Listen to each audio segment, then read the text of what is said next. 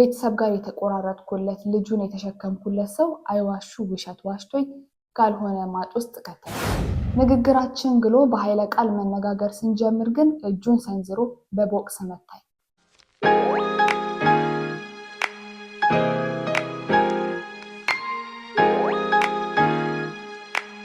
እንዴት ናችሁልኝ ቤተሰቦቼ? አማን ነው? ሰላም ነው ወይ? ተጠፋፋን አይደል? እንኳን አደረሳችሁ። እንኳን ለበዓል አላልኳችሁም እና እንኳን አደረሳችሁ፣ እንኳን አሳለፋችሁ። መቼም እንደማትቀየሙኝ ተስፋ አደርጋለሁ። ዛሬ ለየት ባለ ቪዲዮ ነው የመጣሁት። የምነግራችሁ ስቶሪ እውነተኛ ታሪክ አለ። ይህንን ታሪክ ትሰሙና መጨረሻ ላይ የእናንተንም ሀሳብ አስተያየት እፈልጋለሁ። ጀጅ ባታደርጉ ደስ ይለኛል። ይህንን ታሪክ የላከችልን የነገረችን እህታችን ሴት ነች። ስለዚህ በዚህች ሴት ጫማ ውስጥ ብትሆኑ ምን እንደምታደርጉ የእናንተንም አስተያየት እፈልጋለሁኝ እና ታሪኩን በቀጥታ ነው ማነብላችሁ። ወደዛው ልሄድ። ረዘም ያለ ስለሆነ ትንሽ ውሃ እየጠጣሁ ምናምን ካልሆነ አልችለውም። የስለት ልጅ የሆንኩ ይመስል ከልጅነቴ ጀምሮ ተደጋጋሚ እታመም ነበረ። ነፍስ ካወቅኩኝ በኋላ የማስታውሰው ከባዱ የህመም ታሪኬ ግን ኮሌጅ በገባሁ በመጀመሪያ ዓመት ላይ ነበር የገጠመኝ። ለብዙ ቀናት ሆስፒታል አልጋ ላይ ከማሳለፌ ባሻገር ቤተሰቦቼ ለከባድ ጭንቀትና ችግር ዳርጎንም ነበር። በዚህ ብቻ ቢያበቃ ምን ነበረበት? በሽታዬ በጣም ጎድቶኝ ስለነበር የመውለድ እድሌን ከጤነኛ ሴት በ50% ቀንሶት መውለድ ላልችል እንደምችልም በዶክተሮች ተነገረኝ። ይሄ ዜና የቤተሰቦቼ ልብ ሲሰብር፣ የኔን ሰውነት ግን ከበሽታው በላይ ነበር ያደቀቀው ትለናለች። በህይወት ከኖርክ የማያልፍ ነገር የለም። ያ ጊዜም አለፈ። ትምህርቴን ቀጠልኩ። ቀለም ተማሪ እንኳን ባልሆን መመረቅ ግን አላቃተኝም። በመካከለኛ ውጤት ተመርቄ ወደ ህይወቴ ሌላኛው ገጽ ተሸጋገርኩ። ስራ መፈለግ። ከኮሌጅ ተመርቄ ስራ በመፈለግ ላይ እያለሁ ነበር ታዲያ የተዋወቅኩት። አንድ ምሽት ከጓደኞቼ ጋር እየተዝናናን ሳለ በቁመናው ያማረ መልኩ የተመጠነ እድሜው 35 ፕላስ የሆነ ደርባባ ሰው ተዋወቅኩኝ። ያው መዝናኛ ቦታ ላይ ስለሆነ የተገናኘ ነው። ስለተለያዩ ጉዳዮች አውርተናል። በጀማ ነው ግን እኔና ጓደኞቼ ከሱ ጋር አብረው ከነበሩ ሰዎች ጋር ማለት ነው። ሁሉም ይስቅ ይጫወት ስለነበር ሳናስበው ጥሩ ምሽት አሳለፍን። ስንለያይ ግን ከደርባባው ሰው ጋር ስልክ ተለዋወጥን። ስልክ ብንለዋወጥም ግን በቁም ነገር እንደዋወላለን ብዬ አላሰብኩም ነበር። ግን ታሪኩ እዚህ ጋር ይጀምራል። እንዳሰብኩት ሳይሆን ቀርቶ ከሰውየው ጋር መደዋወል ጀመር። ያው እኔ ባልሆንም የመጀመሪያዋን ጥሪ ያደረኩት እኔም ደዋይ ሆንኩ። ከሰውየው ጋር ተግባባን፣ መገናኘትም ጀመር። ቀስ በቀስ ወደድኩት።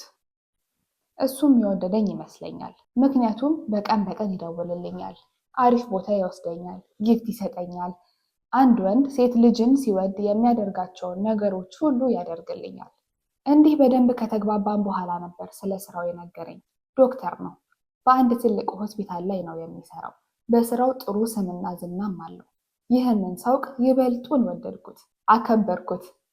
ስራ ጥቼ በመንከራተትና በከባድ ድብርት ውስጥ ሆኜ በነበረበት ሰዓት ስላገኘሁት እንደኔ እድለኛና ደስተኛ ሰው አልነበረም። የምፈልገውን ማድረግ ጀመርኩ። መዘነጥ፣ ከሱ ጋር አብረን ከከተማ መውጣት፣ መዝናናት። በአንድ ህይወት የተቀየረ። ይህ ሲሆን ግን ቤተሰብ ምንም አያውቅም ነበር። እየዋሸሁና እየተደበቅኩ ነበር ነገሮችን አደርግ የነበረው። እንዲህ እያለ ወራቶች ተቆጠሩ። ግንኙነታችንም እንዳማረበት ቀጠለ። በዚህ መሃል ነበር የፈጣሪ ድንቅ ስራ በእኔ ህይወት ላይ የሆነው። ባልታሰበ ሁኔታ አረገዝኩኝ። ዶክተሮች የመውለድ እድሌ አነስተኛ መሆኑን ከነገሩኝ በኋላ እወልዳለሁ የሚል ሀሳብ ኖሮኝ እንኳን አያውቅም ነበር። ፈጣሪን ከልብ አመሰገንኩት፣ ደስም አለኝ። በዚያ ላይ ከጥሩ ሰው ነው ያረገዝኩት። ዜናውን እስክነግረው ሁላ ቸኩዬ ነበረ። ማርገዜን ስነግረው የጠበቅኩትን ያህል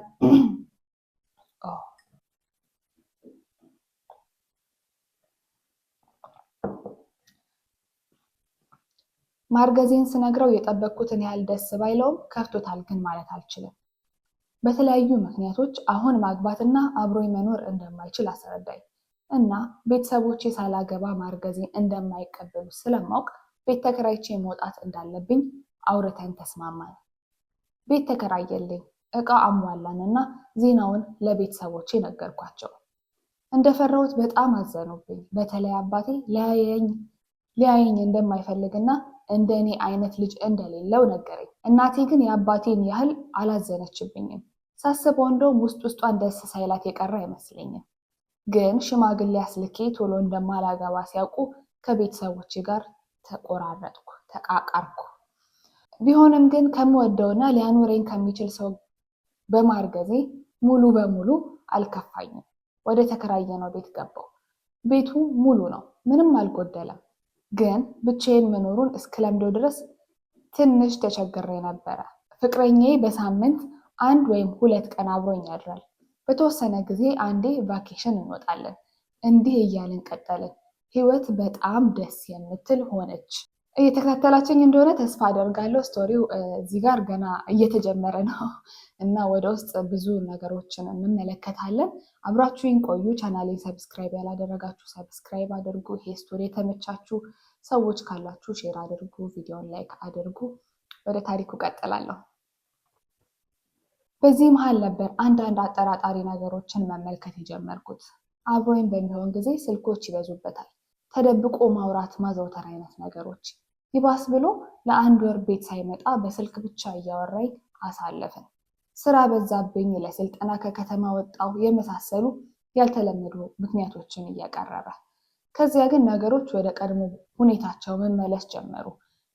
እንደለመደው ቤት መጥቶ ማደር፣ አብሮኝ መዝናናት ጀመረ እና ሁሉን ረስቼ ወደ ድሮዬ ተመለስኩ። ለመጀመሪያ ጊዜ ከሀገር ወጥተን ተዝናናን። ኬንያ ሞምባሳ። በጣም አሪፍ ጊዜ ነበር ያሳለፍነው፣ ሳንነጣጠል ማለት ነው። አንዱን ቀን ጠዋት ከእንቅልፋችን ተነስተን ለቁርስ ከመውረዳችን በፊት ሻወር ቀድሜው ወሰድኩና እሱ እኔን ተከትሎ ሻወር ቤት ገባ። በአጋጣሚ ስልኩን ሳይዘጋው አልጋ ላይ ትቶት ነበረ። ፈራ ተባ እያልኩ አንስቼ ሳልፈልግ እንዲያው በደመ ነፍስ ውስጥ ገባሁ። ስልክ ውስጥ ለማለት መሰለኝ። ይሄኔ ነበር ልቤን ከሁለት የሰነጠቀውን አስደንጋጭ ነገር የተመለከትኩት። ልጅ ወልጄለት አብሬው እኖራለሁ ብዬ አስበው የነበረው ሰው ባለትዳርና የልጆች አባት መሆኑን ደረስኩበት። የተጻጻፋቸውን መልእክቶች፣ ከሚስቱና ልጆቹ ጋር የተነሳቸውን ፎቶዎች፣ ብቻ ምን አለፋችሁ ከበቂ በላይ ማስረጃ ተመለከትኩ። ስልኩን አስቀምጬ አልጋ ውስጥ ገባሁና አለቀስኩ። ማሰብ ጀመርኩ። ራሴን ለማረጋጋት ሞከርኩኝ። ከሻወር እንደወጣ ተኝቼ ሲያይ ምን ሆንሽ ብሎ ጠየቀኝ። እንዳመመኝና ትንሽ ማረፍ እንደምፈልግ ነግሬው ተኛው። እሱም ትቶኝ አልሄደም። ማወቄን እንዲያውቅብኝ ግን አልፈለግኩም። ለምን የሚለውን እንሰማለን።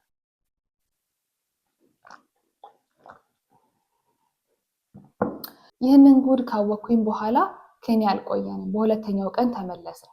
እንዳመመኝና ሙዴ እንደተቀየረ ስላወቀ እሱም እንድንቆይ አልገፋፋኝም ነበር።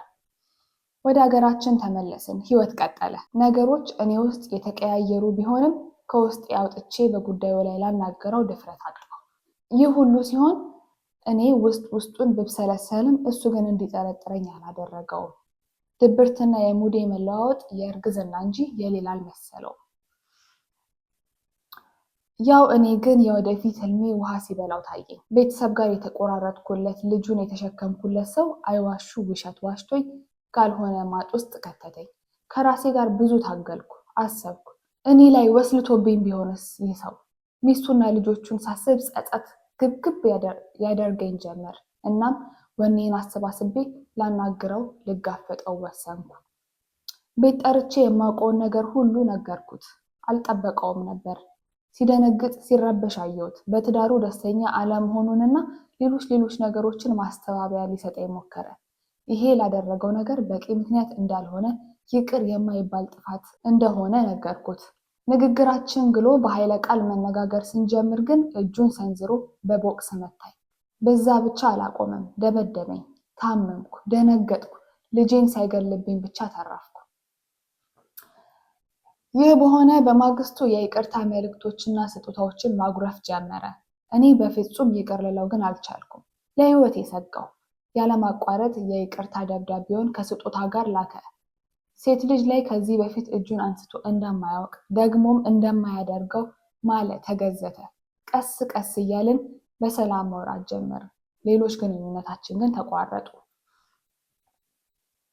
ብዙም ሳይቆይ መውለጃዬ ቀን ደርሶ ሴት ልጅን ተገላገልኩ። ደስተኛ ሆነን፣ እጅግ ተንከባከበኝ። ልጃችን ይበልጥ አቀራረበችን። ሁለት ቤት መስርቶ እንዴት ሁለት ህይወት መኖር እንደቻለ ሳስበው ግን ያስደንቀኛል።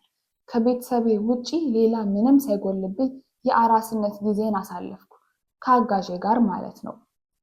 ከአራስ ቤት ስወጣ ወደ ቀድሞ ግንኙነታችን እንድንመለስ እሱ ቢፈልግም እኔ ግን ላደርገው አልቻልኩም። አእምሮዬ ሊፈቅድልኝ አልቻለም። ህይወቴ ሙሉ በሙሉ እሱ ላይ ጥገኛ ስለሆነ እና የምታጋምደን ልጅ ስላለችኝ ግን ሙሉ በሙሉ ከሱ መለየት አልቻልኩም። በእርግጥ እሱም ሊፈታኝ ፈቃደኛ አልነበረም። ስለ ሚስቱ ባነሳው ቁጥር ግን ይናደድብኛል፣ አንዳንዴ ዱላም ያርፍብኛል። ንዴቱ ሲበርድ ደግሞ የተለመደው ይቅርታ ይዥጎደጎዳል። እንዲህ እያሉ ብዙ ጊዜያትን አሳለፍን። ፋይናንሻሊ አሁንም ይረዳኛል። ለልጃችን አባት ለመሆን ይሞክራል። ያጣሁትን ነገር እንደሰጠኝ እሱም ያጣውን ነገር እንድሰጠው ግን አጥብቆ መፈለጉን አላቆመም። ከዚህ በፊት ያላደረገውን ትልቁን ስጦታ ሰጠኝ። አነስ ያለች የራሴን ቢዝነስ ከፈተልኝ። ፈጣሪ ይመስገን ስራ ጀመርኩ። ጥሩ መንቀሳቀስና ገንዘብ መስራት ጀመርኩ። ይሄም በጣም አስደሰተኝ። ከረዥም ጊዜ በኋላ በራሴ ገንዘብ ራሴን መቻል ጀመርኩ። የገንዘብ ነፃነት ላይ በራሴ ለመድረስ ስታገል የልጄ 1ኛ ዓመት ደረሰና ትልቅ ሰርፕራይዝ አደረገልን። ከከተማ ወጥተን የልጃችንን ልደት አከበርን። እዛም በመዝናናት ላይ ሳለን ደስታና አልኮል አሳስቶኝ ድጋሚ ከዚሁ ሰው ጋር ተኛው። ስህተት ነበር ለኔ፣ እሱ ግን አስደሰተው። በዚያው እንድንቀጥል ፈልጎም ነበር፣ ፈቃደኛ ግን አልሆንኩለትም እንጂ። እየጠጣችሁ የልጃችንን ልደት አክብረን ወደ ቤታችን ተመለስን። ስራዬ ላይ ተመለስኩ። ህይወት ቀጠለ። በስተመጨረሻም ከልጄ ጋር ራሴን ችዬ ከዚህ ሰው ህይወት እወጣለሁ ብዬ በማስብበት ጊዜ ሌላ አስደንጋጭ ነገር አጋጠመኝ። ዳግም ከዚሁ ሰው ማርገዜን አወቅኩ። ዋው! ግራ የገባኝ ትላለች አሁን። ምን ላድርግ? ደህና ራሴን ችዬ ከዚህ ህይወት ወጥቼ እኖራለሁ ብዬ በማስብበት ሰዓት ይሄ ዱብዳ ገጠመኝና እወጣበታለሁ ካልኩት የህሊና እስር ቤት ውስጥ ተዘፍቄ እንድኖር የተፈቀደብኝ መሰለኝ። ምን ተሻለኝ ብላ የጥያቄ ምልክቶችን አዥጎድጉዳለች እህታችን። ብዙ ሰዎች እንግዲህ በእንደዚህ አይነት ሁኔታ ውስጥ ያልፋሉ። እንግዲህ ይህንን ታሪክ የላከችልን ሴት አንድ ልትሆን ትችላለች፣ ግን በእንደዚህ አይነት ህይወት መንገድ ላይ ያሉ ብዙ ሰዎች ይኖራሉ ብዬ አምናለሁ። ይሄ ታሪክ የአንድ ሰው እንደማይሆን እርግጠኛ ነኝ። ሌሎችም በጣም ብዙ ታሪኮች እጄ ላይ አሉ። የብዙ ሰዎች ስቶሪዎች፣ በቃ ግራ የገባቸው ምን መወሰን እንዳለባቸው የተቸገሩ፣ በቃ እንደዚህ መስመር ላይ ቆመው የሰዎችን እርዳታ የሚጠብቁ ሰዎችን ታሪክ በቀጣይም ቪዲዮ እየሰራሁ አካፍላችኋለሁ። ወይም ግን ለዚህ እህታችን መፍትሄ ሊሆን ይችላል የምትሉትን ሀሳብ ኮሜንት ላይ አሳውቁኝ። እናንተ በዚህ ሴት ጫማ ውስጥ ሆናችሁ ለማሰብ ሞክሩ፣ ጀጅ አታደርጉ። ያው ምን እንደሚገጥመን ወደፊት ሁላችንም አናውቅም እና እስኪ ይሄ ይጠቅማታል የምትሉትን ነገር ኮሜንት ላይ አሳውቁኝ። ይሄ ቪዲዮ ብዙ ሰዎች ጋር እንዲደርስ ሼር አድርጉ። የተመቻችሁ ላይክ አድርጉ። ሰብስክራይብ ያላደረጋችሁ ቤተሰብ ሁኑኝ። በቀጣይም እንደዚህ አይነት ስቶሪዎችን ይዤላችሁ እመጣለሁ። የዛሬው ግን ይሄንን ይመስላል። ኮሜንታችሁን በጣም እንጠብቃለን። እኔም የዚህ ታሪክ ባለቤትም ኮሜንታችሁን እያሳረፋችሁ እያደረጋችሁ እላችኋለኝ። See you next time. Bye.